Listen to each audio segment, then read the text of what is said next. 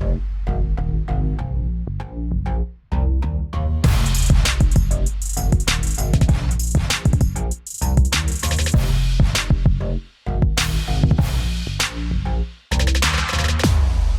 to Rural Concerns, a podcast about quaint countryside shenanigans and smelly city-based misery. I'm Sunil. I'm Chris. And I'm James. Anything else?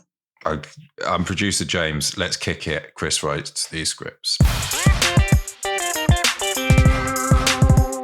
Sorry, I'm late. I was ready to go. Everything set up, everything powered up, and then knock, who's out of the door? George Roofer is the one. I think I spoke about him before. His wife was like, have you had any experiences in this house? Because she used to be friends with the owner. But we've been talking about my house a lot recently, like at the pub, and my dad's got the site, you know, and he was like, there's nothing in here. What? Slow down. I'm just excited. I was a bit like, I'm hitting the recording 1,000,000 miles per hour. Your dad's got the sight. My dad has the ability to see and interact with ghosts. The ability. Yeah. You've been on my other podcast, which is about paranormal stuff, and you've never mentioned this. You've been on it like 4 times. What? Hang on, I was fiddling around. Your dad sees what? His dad's got the sight. My dad has the ability. My dad has had numerous paranormal experiences over the last few years. Well, like what? What's he done? Well, he grew up in a house that was above the bedroom. Basically, there was loads of mad stuff going on in there. There was a drum kit downstairs. Wait. He grew up in a house that was above the bedroom. I got that bit right. Right, I'm sorry. Right. And there was a drum kit downstairs. Right, come on. Let's get these words in an order. He grew up in a bedroom above a house. Yeah. I'm trying to map it. This is such a sprawling story. I can't imagine. We will get on to George the Roofer. Don't worry, I'm keeping... Ellis James and John Robbins weaving it around like this. They have to keep it tight. I had my son banging on at me as well. He's like, I was talking to George the Roofer and my son's just like going, Dad! And he's like stood next to me and he wants to show me some on the computer game Prince of Persia on the Switch, you know, and you're like, I'm speaking to our roofer and his wife thinks it's haunted. So where do you want me? James, you're the producer. Please take the reins. Yes. Okay. So your dad... Also, before we get started properly, can I just say hello? Are you both okay? Nice to see you, Sunil. Yeah, I'm all right. How are you? Yeah. You dressed like a waiter. Can we come back to that, James? I'm just wearing a white shirt. I know. But... Waiters aren't allowed to wear shirts like I wear shirts, you know? Well, unbuttoned. Yeah, you're damn right. Because it looks scruffy. James, please, where do you want this? Where do you wear it? What are you eating? Why is he allowed to eat? I'm eating cake. I'm going to eat my flapjack then. No. Right. Okay. Chris, your dad has the sight. And by way of explanation for this, you said the words, he grew up in a bedroom. No, he grew up in a house above a bedroom that had a drum kit. I think that's what you said. I got that bit wrong in my panic. Okay. He grew up. My dad's bedroom. Yes. Was in a house. Was in a house. That's correct. Not in a drum kit. It was above the living room. Great. The living room. So far, standard house. He heard someone playing the drums. You reckon? And they didn't have a drum kit? Or do you reckon they had a drum kit and he heard someone playing it, but there was no one in the room? I reckon Chris's dad had a drum kit downstairs. No one was downstairs. He heard someone play it and thought it was Ghost. Ghost of Ringo Starr? He's not. Is he dead? George Best? No, the other one. I think Ringo Starr's still with us biologically, but he has sort of checked out. All right. I admit I derailed us there. Chris? Yes. Which one was it? One of my uncles had a drum kit. The drum kit would be being played in the middle of the night and everyone went down, and then apparently my granddad had go down so many times Nothing. Totally empty as soon as the door opens. This is what my dad experienced. And my dad was telling me this story at the weekend. I said to him, Dad, you won a 7, and I know at least 2 of those are so I think somebody's fucking around with it. But my dad's had that. My dad's, when he went to view houses with my mum, he swears blind that he went in his old house and he got pushed out to attic. So my dad's had basically, I added them up, and my dad's had 2, 3, 4 paranormal experiences. And you're like, that's a lot of paranormal activity, which has led me to believe, if I may finish, James. I don't know, Chris, if you'll finish. It has led me to believe that my dad is attuned to the spirit world, and I'm closed off to it. I'm a burnt out nanode. And that is because he had a drum kit and he fell out of a loft. Answer him, Chris. But James, the way you describe describing those experiences there, Jim. So what if I said this to you?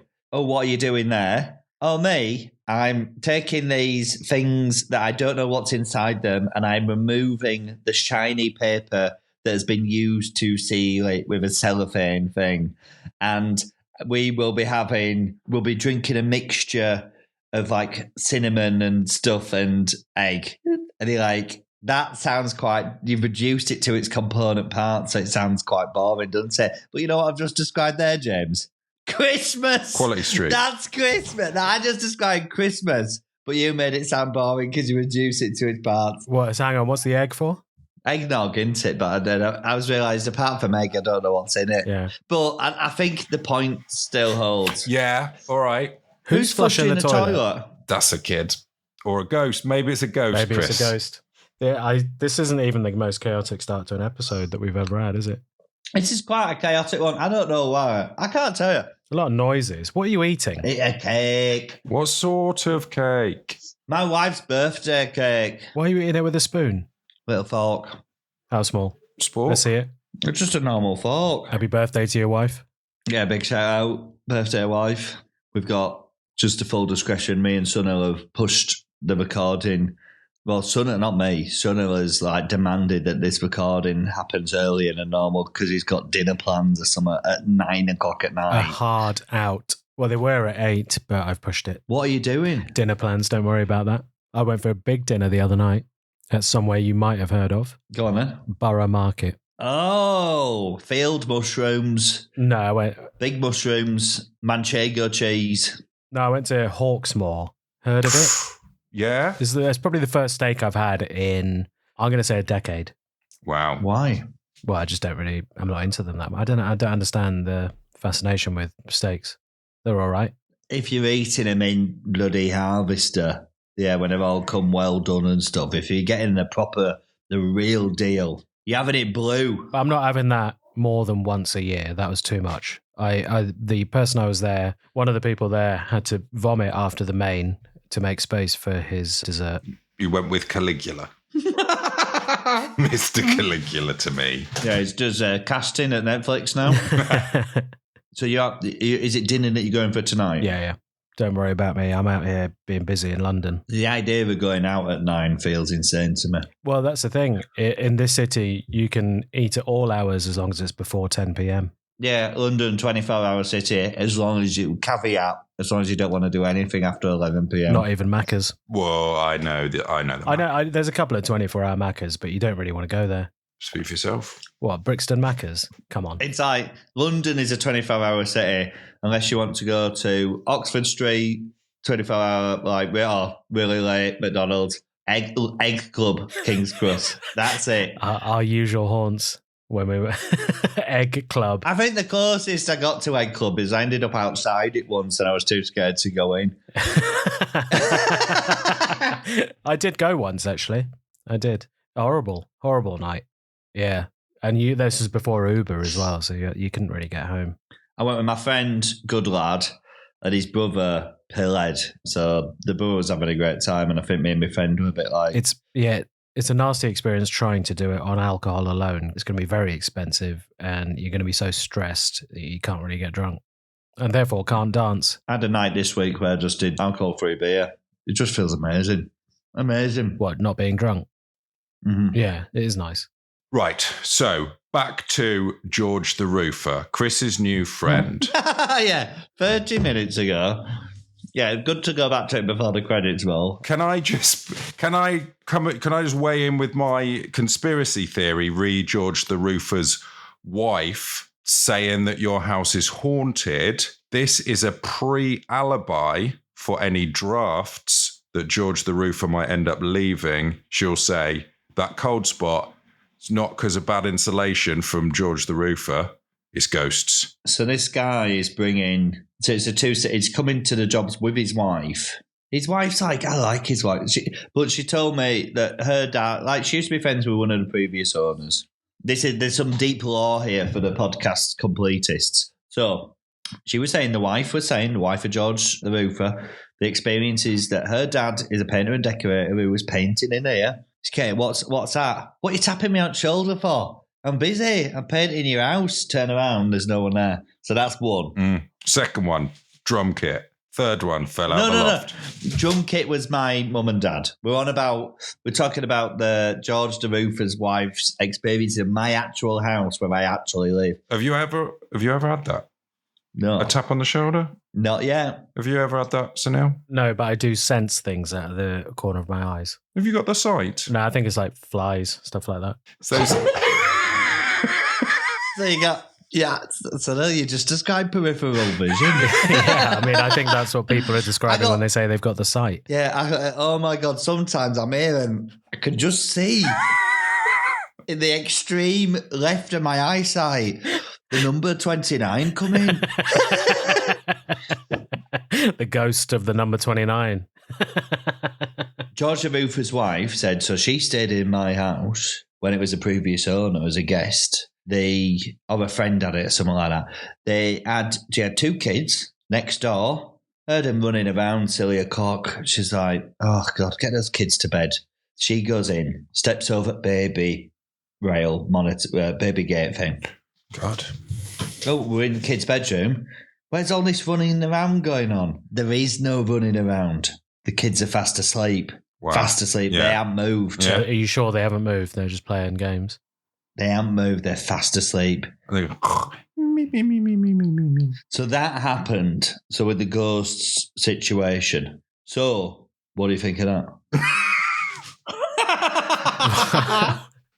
Why is it? I mean, you should have been told this before you bought the house, shouldn't you? There is a legal precedent in America. Is there? To talk about ghosts specifically. That if your house is haunted, you have to tell the person buying it. Nah, come on. No, look it up. Go on. No. Not now. I'll get bogged down. But when we were in the pub, we had a great time in the pub on Saturday at the countryside. Shall we put the countryside sting here? I am a big fan of this sting. Put the countryside sting here. We haven't done the city side sting yet. We're going to do it today. Oh, we have. Have we? Do you want me to play it now? I won't be able to hear it. Well, we'll do it when Sunil's doing a specific city side bit. Here is the city bit. We haven't touched any of the fucking things that we were meant to talk about. Yeah, we have. We've done loads of them.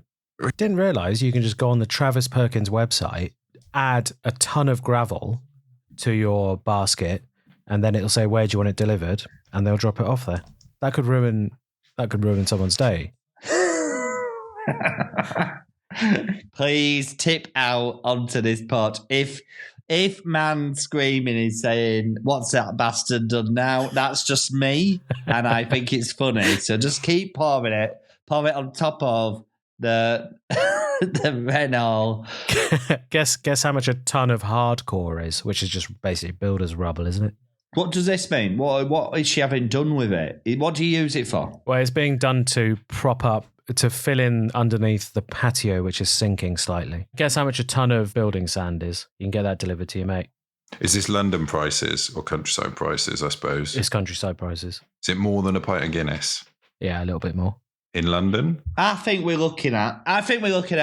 in with £123.65. Including delivery? No, delivery on top of it is 20 quid. I reckon 40 quid. If your entire order comes to over 50 quid, you get free delivery. Okay, well, it's 82.50 for a ton of building sand, including delivery. That's not bad. That's That not is bad, good. is it? Does it come in one of them big cube sacks? Yeah, just drop the sack off, and then you're stuck with a ton of sand. It's just money don't go very far these days, does it? So it's nice to feel like 80 quid. You feel like I'm getting a lot. I'm getting a good amount. Everything else is like fish fingers cost about £5 for 12. And you're like, I'm not really getting many fish fingers for £5 here, but I'm getting a ton. Is it? Sorry, can we just interrogate the price of the fish fingers? Yeah. Is this because you're buying them from the garage? Oh yeah, is it from the garage, or is it pure cod, like a steak, or is it chopped up and mashed up in a little food processor first? I'm talking about bird's eye fish fingers. Name brand? I'm going to go M&S Food, and I'm just going to run it for, which I shouldn't do. I should go for one at main supermarkets. But And are we confident M&S do their own line of fish fingers? Yeah, isn't all M&S stuff's like own brand? all right, I found a cotton rich fish graphic T-shirt. Well, white stuff. I might be on the wrong. I might be on the wrong website. They don't do I'm food the on wrong their website. I'm sorry to break your little heart like that. In Waitrose and Partners, Go to Ocado and have a look on that. Bird's Eye 10 cod fish fingers, 100% cod fillet. That's cod fillet, so that's not mashed up eyes. Freshness locked in from sea to plate. It's £3, but that is on offer. It was £4.20.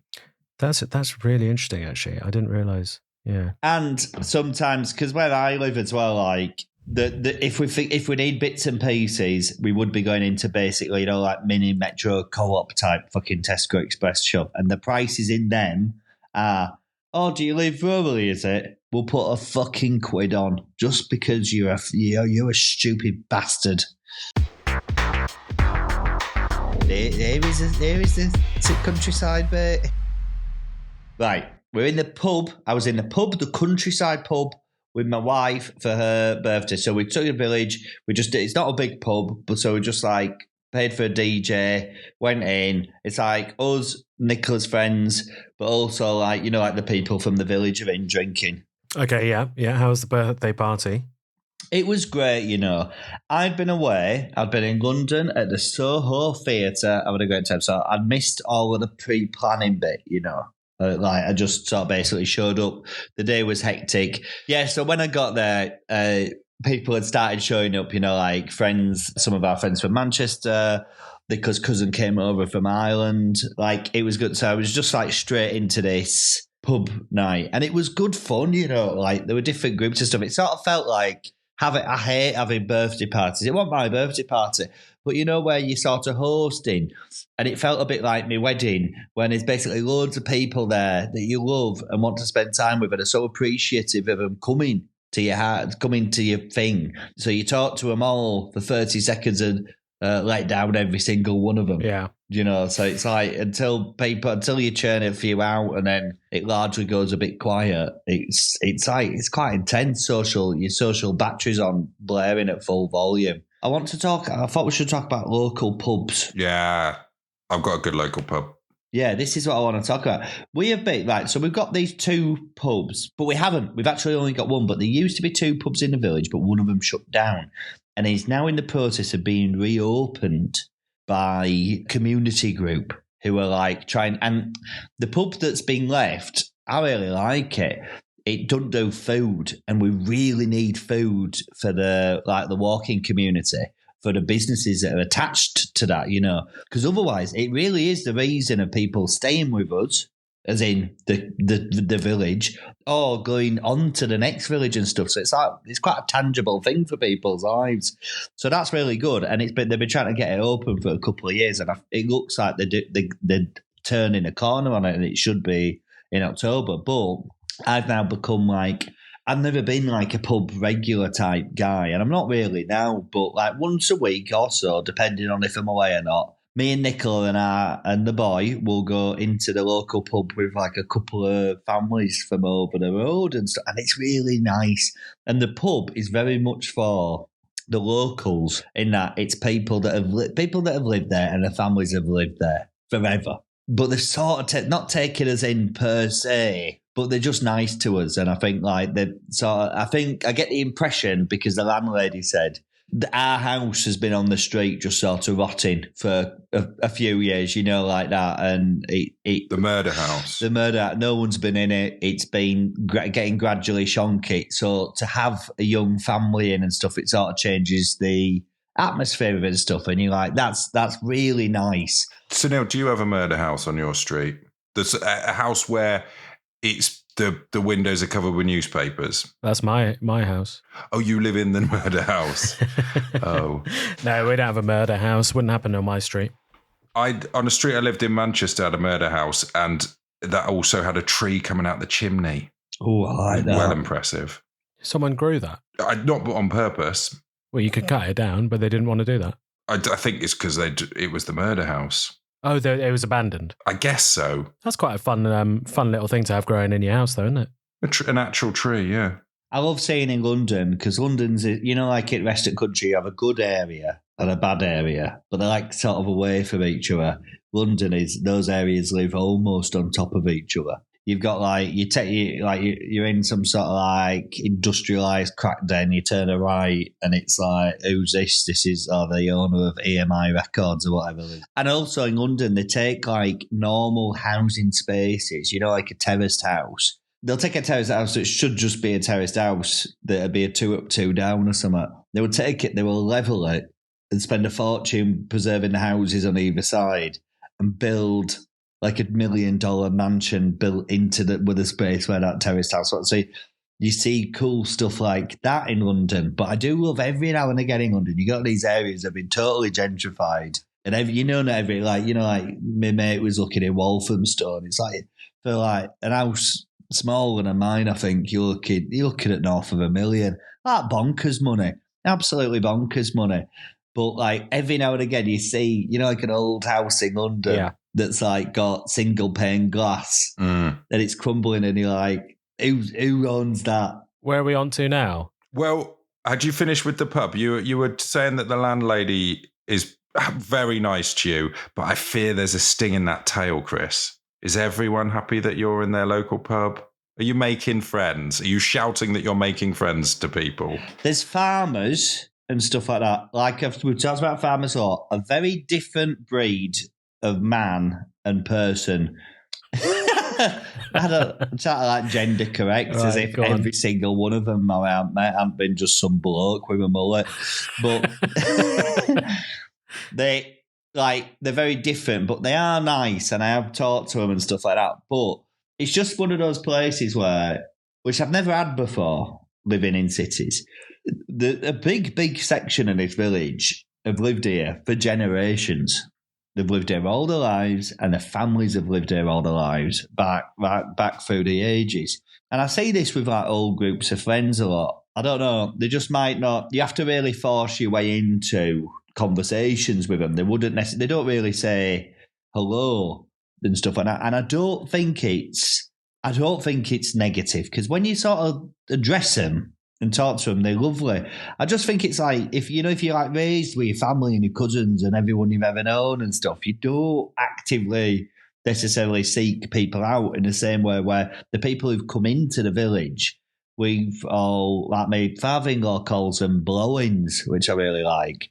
But they're people who've chosen to live there. So I've moved there purposefully knowing there's a big gap in my social calendar, my social cash. So I'm like, I need to go out and talk to people. Otherwise, I'll be lonely. So, like, I don't know, join the magazine and do mad schemes and stuff like this. But set up a vigilante group. But it's like some of them won't necessarily let on to you per se. And I said, I'm just going to kill them. I said this. So you're going to kill him? Sorry. I said, I'm going to let me finish the thought. I'm going to kill them with kindness. And that's what I'm going to do to the local people in the village too. Do you know, I'm just going to chip away at it. They don't think my mother and father-in-law have been here for 13 years and they're still like outsiders. Do you know what I mean? I mean, it feels like it's so alien to what happens here, which is like being in a place where nothing really changes that much. And it's like you don't have to get used to any sort of pace of change whatsoever. And like here, we're like used to things changing a lot. You meet so many people, you're seeing so many things, you're constantly having to put be open to new stuff. I mean, I don't blame him. I wouldn't want to talk to you if you moved into my village. Right. The thing is, it's like, I don't know, with London and stuff, there's an impermanence to London. You're there, everyone's there for a bit. Very few and far between are people. Like, London to me was always, it's that Peter Pan world, isn't it?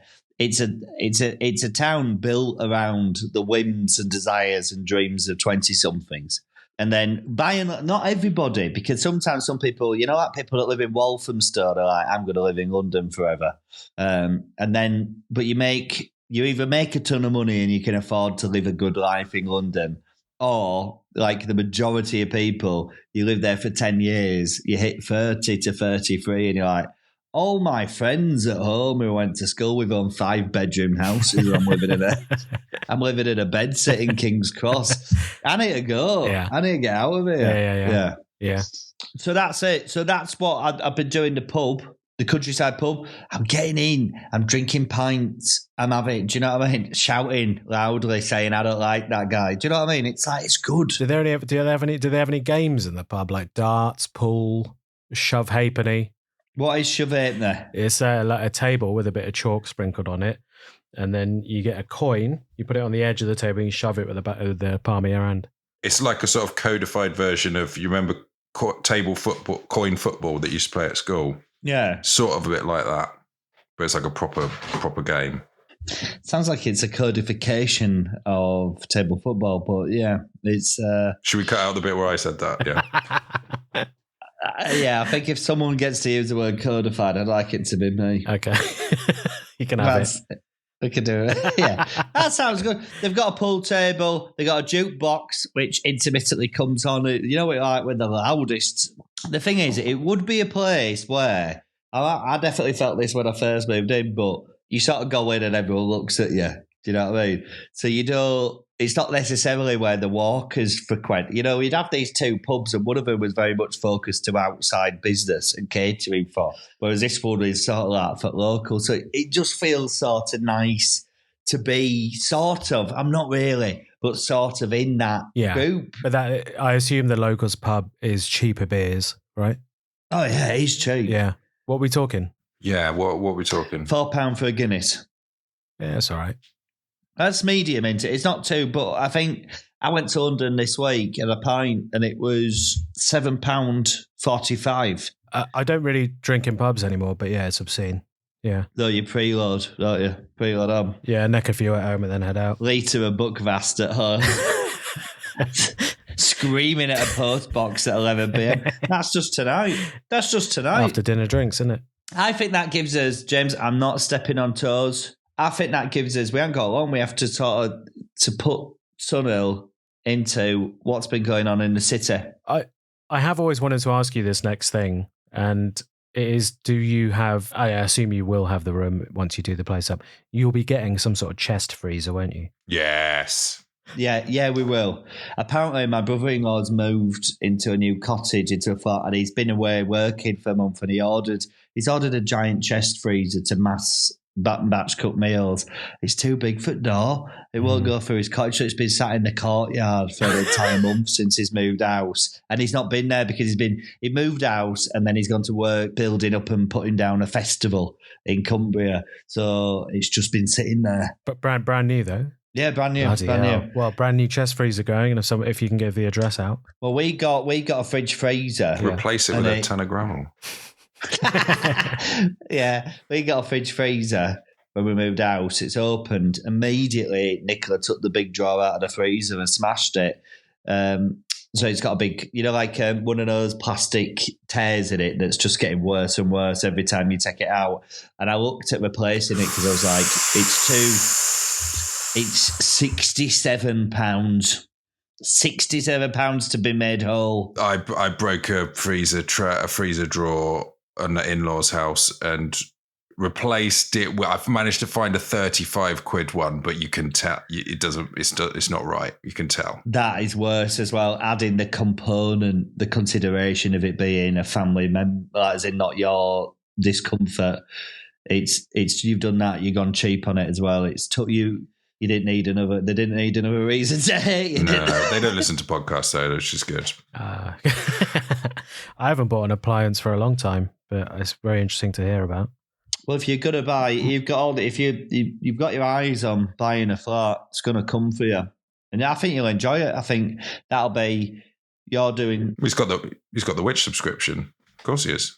I've got the Witch subscription. If you subscribe to us on Patreon, you have a legal right to ask Sunil to sort of like price check stuff. Like if you're looking for a new TV or a fridge freezer or an air fryer, Sunil will send you a ton of gravel. Sunil will run it through Witch. I'll screenshot the Witch website for you to let you know the best buys in every sort of category you need. Yeah, this is exciting stuff, isn't it? That's just a resource that we provide to the people that are ordained to support this podcast. In the pub, people have started people listen to this podcast in the village, and they talk about and they've recommended it to each other, and they're like, you'll know who he's talking about when he's talking about this and this. And one woman who's sort of does a lot of stuff in the village. She's also like a sort of celebrity agent. Try to get me into Carlisle Panto. What? Well, she comes up to me. No, we've got another. We'll have to come back to her. She's a character. She come up to me, told me a story about my house that is so horrific that like it's so grotesque. And told me, she finished the story and she said, "Are you going to put that in your podcast?" And I was like, no, I'm going to save it for the live show.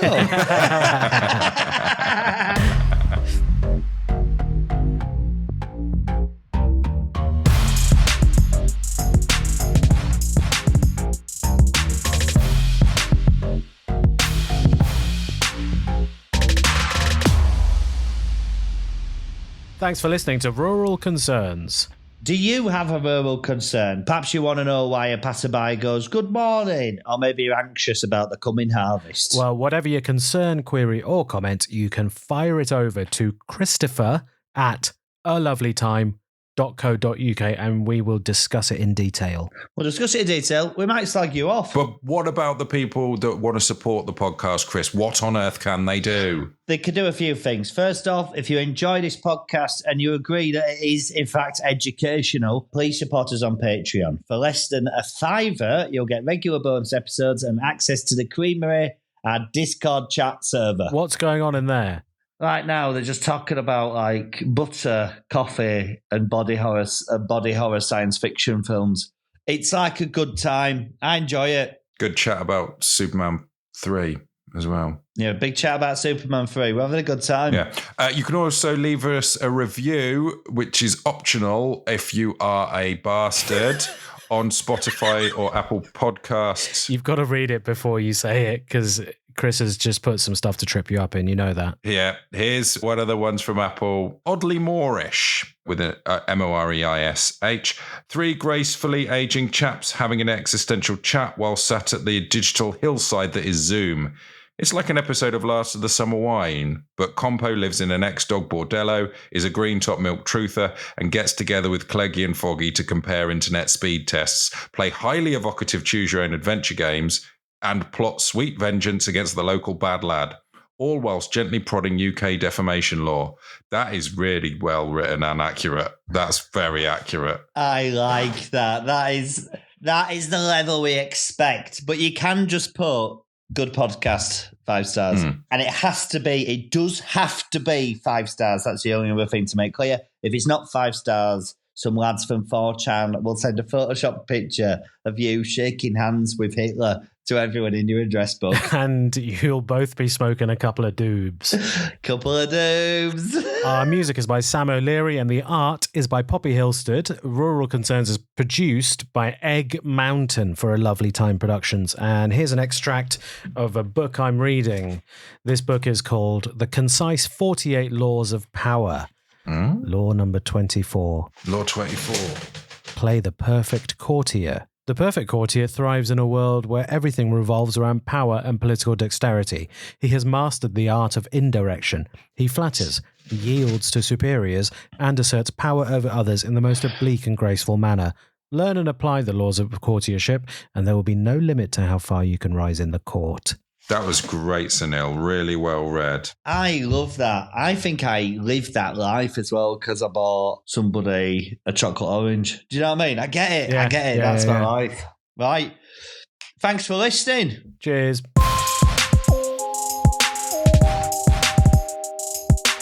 Right, so we're in bed, and this pub, it's like a good pub, so I'm talking to people. What was that noise? What was that noise? What was that noise? You said we did that, so hear him.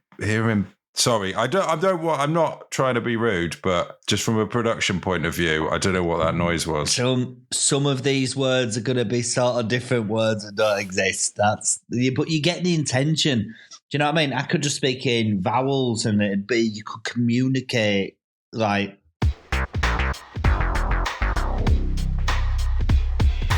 Bong. Like that.